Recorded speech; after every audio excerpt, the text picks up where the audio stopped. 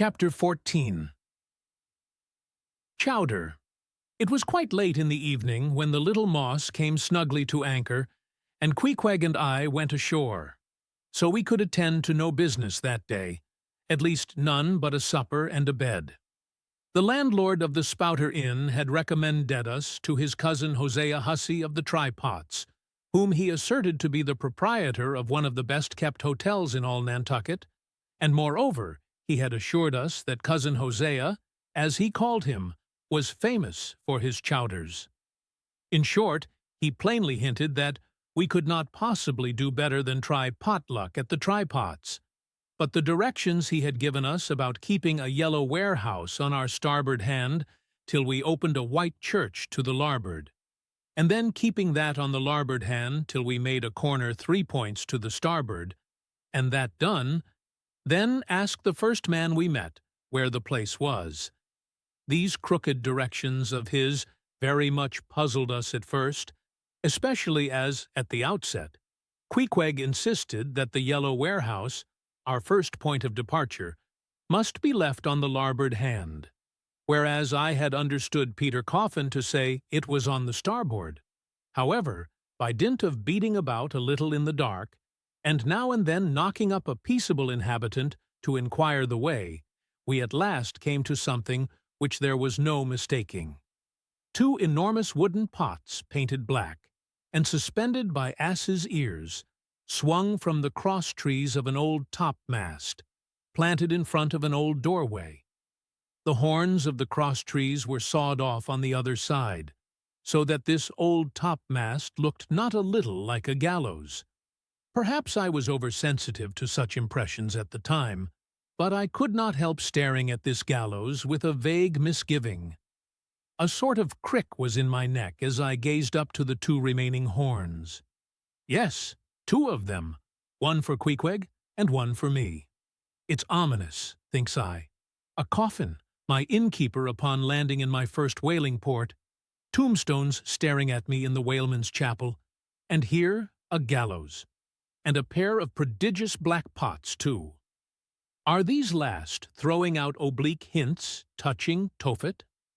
I was called from these reflections by the sight of a freckled woman with yellow hair and a yellow gown, standing in the porch of the inn, under a dull red lamp swinging there, that looked much like an injured eye, and carrying on a brisk scolding with a man in a purple woolen shirt. "Get along with ye," said she to the man, "or I'll be combing ye." "Come on, Queequeg," said I. "All right. There's Mrs. Hussey." And so it turned out, Mr. Hosea Hussey being from home, but leaving Mrs. Hussey entirely competent to attend to all his affairs. Upon making known our desires for a supper and a bed, Mrs. Hussey, postponing further scolding for the present, ushered us into a little room, and seating us at a table spread with the relics of a recently concluded repast, turned round to us and said, "Clam or cod?" "What's that about cods, ma'am?" said I, with much politeness. "Clam or cod?" she repeated. "A clam for supper? A cold clam. Is that what you mean, Mrs. Hussey?" says I. "But that's a rather cold and clammy reception in the winter-time, ain't it, Mrs. Hussey?" But being in a great hurry to resume scolding the man in the purple shirt, who was waiting for it in the entry, and seeming to hear nothing but the word clam, Mrs. Hussey hurried towards an open door leading to the kitchen, and bawling out, "Clam for 2, disappeared. "Queequeg," said I, "do you think that we can make out a supper for us both on 1 clam?"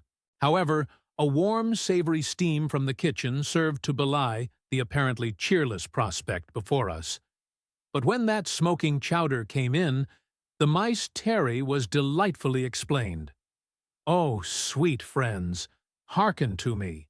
It was made of small, juicy clams, scarcely bigger than hazelnuts, mixed with pounded ship biscuit and salted pork cut up into little flakes, the whole enriched with butter and plentifully seasoned with pepper and salt.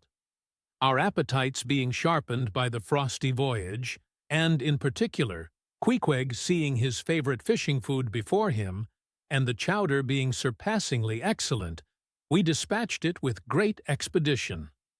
When leaning back a moment and bethinking me of Mrs. Hussey's clam and cod announcement, I thought I would try a little experiment. Stepping to the kitchen door, I uttered the word cod with great emphasis and resumed my seat. In a few moments the savory steam came forth again, but with a different flavor, and in good time a fine cod. Chowder was placed before us.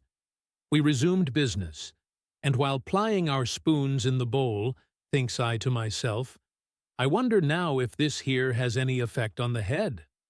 What's that stultifying saying about chowder-headed people? But look, Queequeg, ain't that a live eel in your bowl? Where's your harpoon? Fishiest of all fishy places was the try-pots, which well deserved its name. For the pots there were always boiling chowders, chowder for breakfast, and chowder for dinner, and chowder for supper, till you began to look for fish bones coming through your clothes. The area before the house was paved with clam shells. Mrs. Hussey wore a polished necklace of codfish vertebra, and Hosea Hussey had his account books bound in superior old shark skin. There was a fishy flavor to the milk, too, which I could not at all account for, till one morning, happening to take a stroll along the beach among some fishermen's boats, I saw Hosea's brindled cow feeding on fish remnants, and marching along the sand with each foot in a cod's decapitated head, looking very slipshod, I assure ye. Supper concluded, we received a lamp and diaryons from Mrs. Hussey concerning the nearest way to bed. But, as Queequeg was about to precede me up the stairs, the lady reached forth her arm and demanded his harpoon. She allowed no harpoon in her chambers. "Why not?" said I. "Every true whaleman sleeps with his harpoon, but why not?" "Because it's dangerous," says she. "Ever since young Stiggs comin' from that unfortunate viege of his, when he was gone 4 years and a half, with only 3 barrels of ile, was found dead in my first floor back, with his harpoon in his side. Ever since then, I allow no boarders to take sich danger, house sweepin's in their rooms at night. So, Mr. Queequeg, for she had learned his name, I will just take this here iron, and keep it for you till morning. But the chowder, clam or cod tomorrow for breakfast, men?" "Both," says I, "and let's have a couple of smoked herring by way of variety."